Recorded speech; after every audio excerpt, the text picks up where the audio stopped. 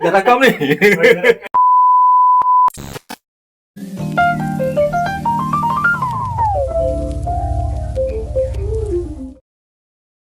Okay guys, so kali ni kita ada masalah mesin basuh. Dan macam biasa kita panggil Mamat ni lah.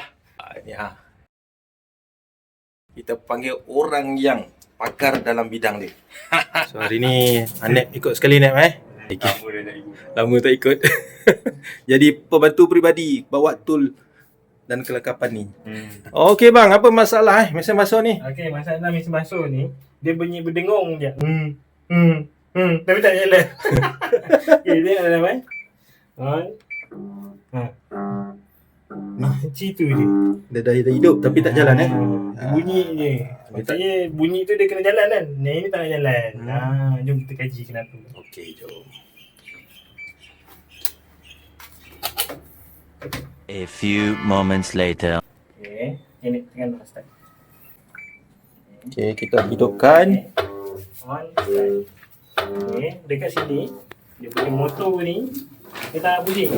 Dekat bawah ni dia punya motor tak nak jalan. Okey. Okey. Nampak berdengung tu. Tapi motor ni tak nak jalan. So sekarang ni kita dah cabut belt Kita dah cabut belting. Kita dah cabut belting. So dia tak ada beban. So sekarang ni bila kita on, ni kita on nampak? Dia tak jalan. So ini kat dalam ni, bawah ni ada motor Dalam tu ada motor. Motor Motor tu tak nak jalan. kena kaji dululah ya. Kena kaji dulu. Okey. Ada sebab lain tak selain daripada motor? Mungkin sebab lain ke? Ada dia punya macam kapasitor dia ke. Harap kapasitor lah. Harap dia. Murah sikit kapasitor daripada motor kan. Buka dulu yang ni.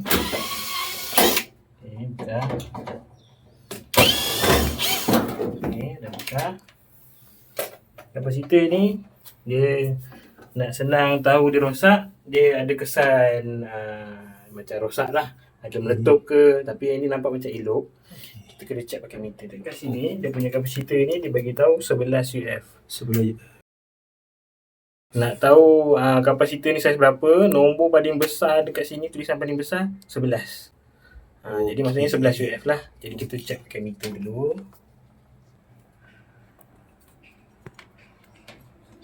Okey. 10.42. Boleh tengok dekat sini. 11 plus minus 5%. Okay, maksudnya 5% masih normal lagi lah. 10.4 tu masih normal lagi. Maksudnya masalah motor. Motornya rosak. So ini kapasitor ni okey. Kapasitor ni elok. Beltingnya pun elok. Jadi bukan masalah dua benda ni, masalah daripada motor. Okay. So masalah motor ni besar sikit lah berbanding dengan kapasitor ni. Itu kisah cara untuk kita tahu apa masalah kenapa mesin basuh tu jadi macam ni. Okey, terima kasih banyak AP.